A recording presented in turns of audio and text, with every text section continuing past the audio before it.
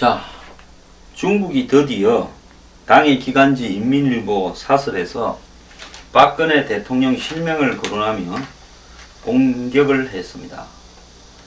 자, 그렇게 되니까 언론들이 오늘 화들짝 갑자기 난리가 난 듯 야단입니다. 제가 지금 며칠째 중국의 이 한국에 대한 비판이 도를 넘었고, 중국의 사대하는 자, 앞잡이, 스파이 같은 인간들이 지금 판을 치고 있다 이야기를 했습니다.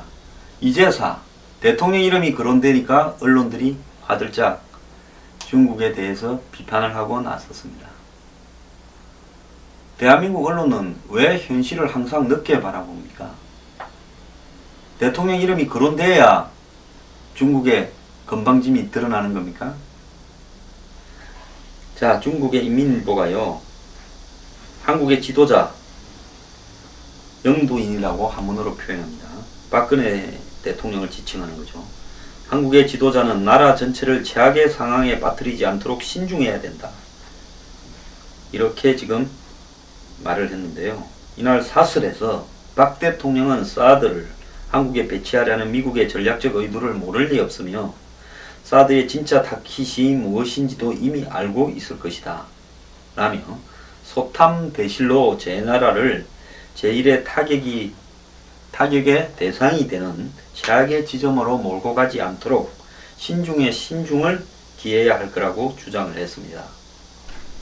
또 인민일보는요, 중러 간의 충돌이 발할 경우에 한국이 첫 번째 공격 대상이 될 거라고도 했습니다. 자, 사드 배치 결정은 한국 국민의 심리적 마지노선에 충격을 주었다 이러면서, 마치 최근에 나온 여론조사가 박 대통령의 지지율이 하락하고 있다고 했는데 이 부분이 사드 때문인 것처럼도 보도를 하고 있습니다.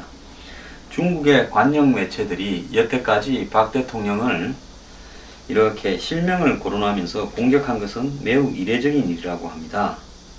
여태까지 이 북핵이나 사드로 인해서 양국 갈등이 벌어질 때 한국의 박 대통령을 직접 거론하는 대신에 한국 혹은 한국 정부라고 표현을 써왔다고 하는데요. 이 전부 다가 저는 청와대가 자초한 일이라고 보고 있습니다.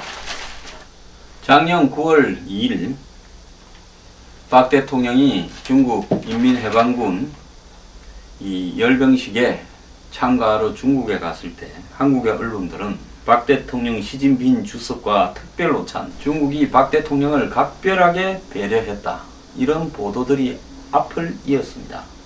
그러면서 이 중국이 파격적인 대우를 박 대통령에게 하고 있다.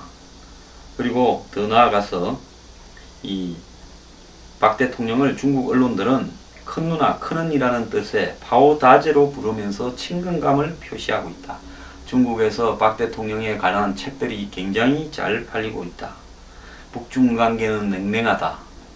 중국이 한국에 대해서 엄청난 배려를 하고 있다. 그리고 최고의 기빈으로 예우를 다하고 있다. 이런 보도들이 줄을 이었습니다. 제가 시진핑이 2년 전인가 한국에 와서 서울대에 책을 5,000권인가 기부하고 학생들을 몇 명을 갖다가 100명을 중국으로 초청한다 했을 때 그 돈 다 합쳐서 한 2, 3억도 안 되는 돈이다. 그런 데 대해서 혹하지 마라. 박 대통령을 이렇게 밥 잘 먹이고 박 대통령에 대해서 말로, 혀로서 현란한 수사를 한다고 해서 그걸 믿지 마라. 아무런 그냥 의미 있는 게 아니다. 그야말로 전부가 다 말로 때워서 적당히 한국을 묶어놓고 관리하려고 하는 것이고, 자신의 눈밖에 나면 바로 공격할 것이다. 더 나아가서 중국은 절대 북한과의 관계를 갖다가 포기하지 않을 것이며, 북핵에 대해서 북한을 제대로 끌어내지도 못할 거고, 비핵화로 육자회담도 의미가 없고, 더 나아가서 북한에 대한 제재도 하는 신용만 하지 절대 안 한다고, 중국과 북한은 짜고 치는 고스톱을 하고 있다고 제가 몇 번을 이야기했습니까? 들었습니까? 듣지 않았습니까? 자, 그때는 중국에 치에 있다가 이제는 이럽니까? 윤병세가 뭐라 했습니까? 한중 간에가 역대 최고의 관계다. 한국이 중국과 미국 양쪽에서 러브콜을 받는 역사상 최초의 지금 현상이 벌어지고 있다라고 입을 함부로 놀리지 않았습니까? 근데 이 사람 아직도 집에 안 가고 있어요. 양복 수선할 게 더 남았습니까? 자, 사드 고수 밝힌 다음 날 국무회의에서 대통령이 사드 고수를 밝히고 나니까 중국의 단기간지가 박 대통령을 콕 집어서 협박을 하고 있다. 이렇게 지금 보도하고 있습니다. 자, 이번에는 박 대통령을 콕 집어서 한 것인 만큼 그 강도가 여태까지 다른 차원이었다. 이야기하고 있습니다. 자, 작년 9월에 열병식에 참석했을 때 이후에 이 박 대통령에 대한 중국의 직접적인 언론의 비판은 금기였는데 이제 이런 금기를 깼다는 겁니다. 당연하죠. 입안에 혀처럼 놀아줄 때는 말로 때우고 세상에 제일 싼 게 뭡니까? 말로 때우는 겁니다. 세상에 제일 싼 게요. 밥 한 끼로 때우는 겁니다. 실을 얻고 중국의 고사를 얻고 한다고 해가지고 한중관계가 역대 최고입니까? 아닙니다.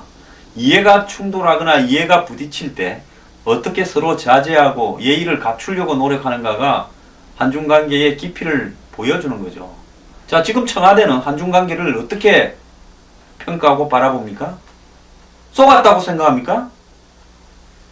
안 그러면 우리가 좀 너무 나갔나 하면서 땅을 치고 후회하고 있습니까? 중국한테 미안하다고 말을 하고 싶습니까? 다음 달 초에 박 대통령이 블라디보스톡을 방문합니다. 러시아가 동방포럼이라고 러시아 연해주 일대는 한마디로 극동 시베리아, 극동 러시아는 개발이 덜 되어 있습니다. 제대로 인프라가 갖춰진 게 아무것도 없습니다.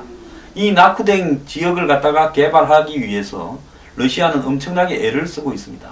블라디보스톡이나 우스리스크나 이런 지역에는 중국 사람들이 지금 들어와서 가서 보면 중국 사람 숫자가 더 많아 보입니다. 나오면 점차 중국화 될 수도 있다고 러시아가 걱정하고 있습니다.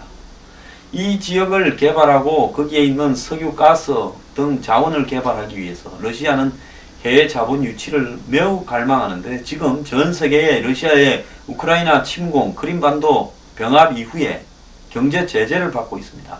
이런 러시아가 틈만 나면 에이펙 회의를 갖다가 블라디보스톡에 했던 것처럼 이 블라디보스톡에 투자를 유치하기 위해서 애를 쓰고 있습니다. 그래서 동방포럼이라는 걸 만들어서 작년에 32개국에 2,500명의 해외 이런 이 관료라든지 수장들을 불러서 행사를 했고 올해도 합니다. 그런데 장관급 이하가 가는데 한국에는 대통령이 갑니다. 러시아가 비가역적인 관계로 한러 관계가 갈 수 있다라고 협박을 했습니다. 얼마 전에요. 이 사드 때문에요. 자, 대통령이 가서 그 행사를 빛내준다고 천안문 광장에 가서 그랬던 것처럼 과연 러시아가 입장을 바꾸면서 한국의 사드 배치에 대한 입장을 이해한다고 하겠습니까? 자, 그렇게 세게 한국을 한번 박아놓고 또 한국 대통령을 끌어내고 있습니다. 자, 거기 간다고 러시아 한러 관계가 본질적으로 바뀌겠습니까? 당분간 약간의 비판을 덜할 뿐이겠죠. 그런 식으로 중국이나 러시아 같은 나라들을 대해서는 안 된다고 봅니다. 이런 나라들은요, 엄청나게 음흉한 곰입니다.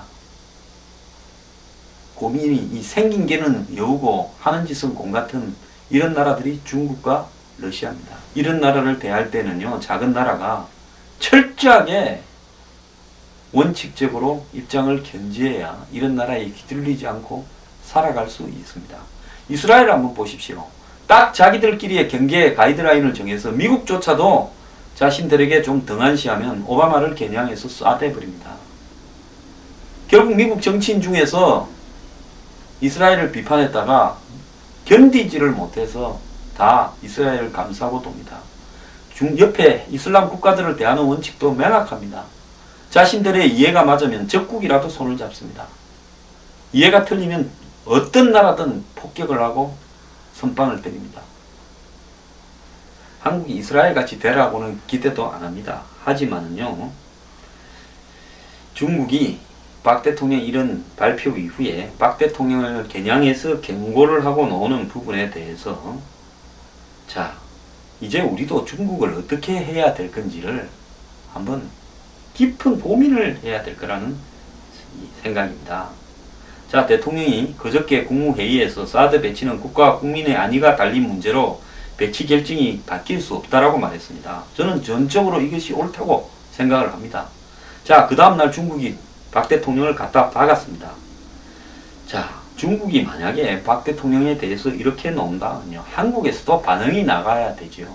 한국의 주권과 관련되는 문제에 대한 당신들의 관영 매체의 언급은 심히 불쾌하다.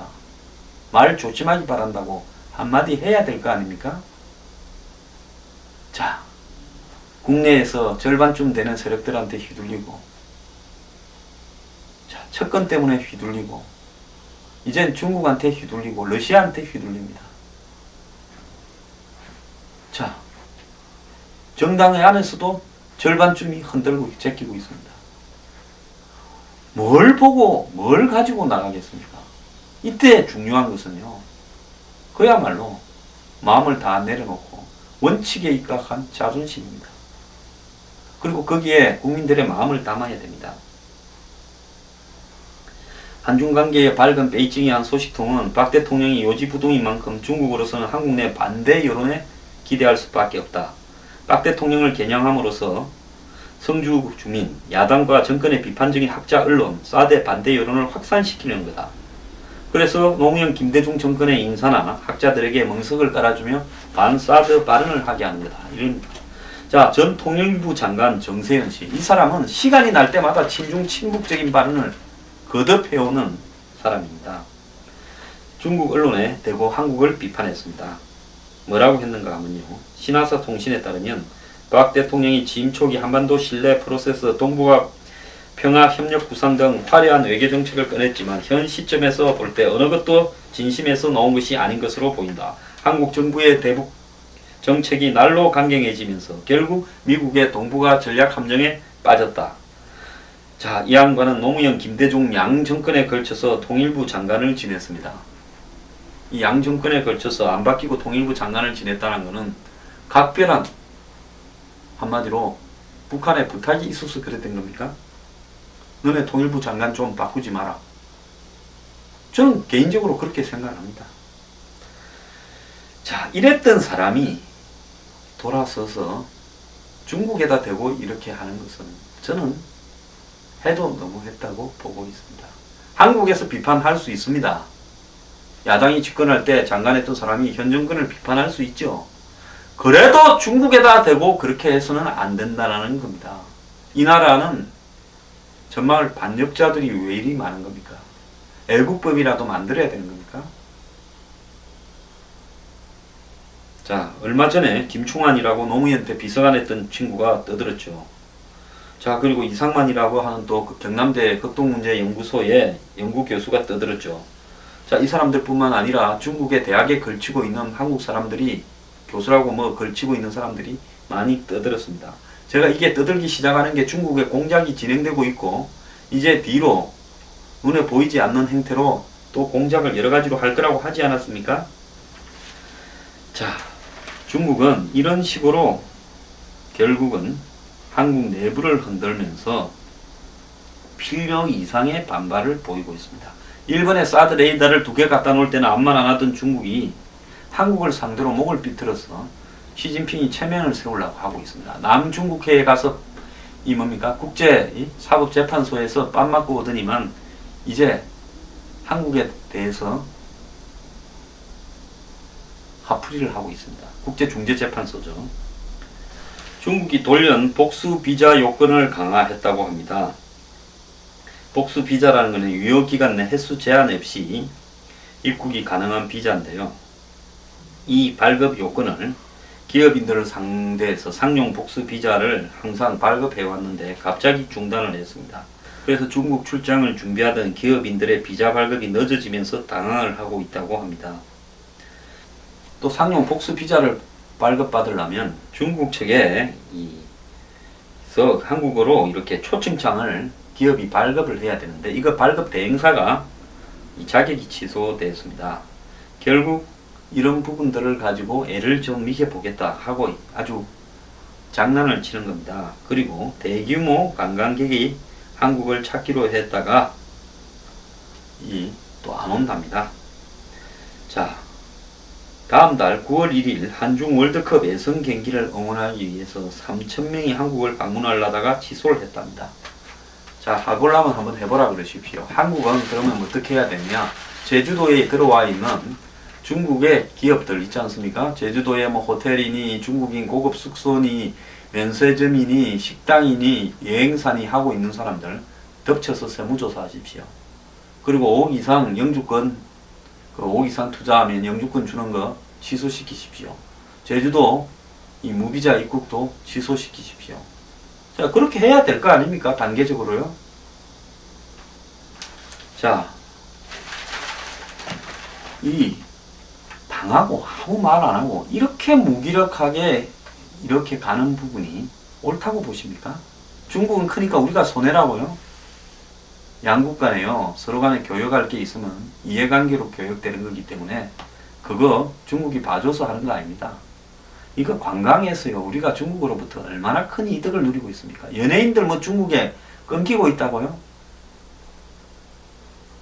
그동안에 한중 관계에 기대어서 재미 좀 봤으면 맑은 날도 있으면 비 오는 날도 있는 겁니다. 그거 해서 벌어서 국민들 먹여 살렸습니까? 솔직히 적당히 좀 중국 붐을 일으켰어야 되는 거 아닙니까? 마치 중국과 한국의 장래가 경제적으로 완전히 연결된 양 여태까지 바람 잡은 게 한국의 정부하고 대기업 아닙니까? 이제 좀 정신 차립시다. 다변화해야지요. 일본 보세요.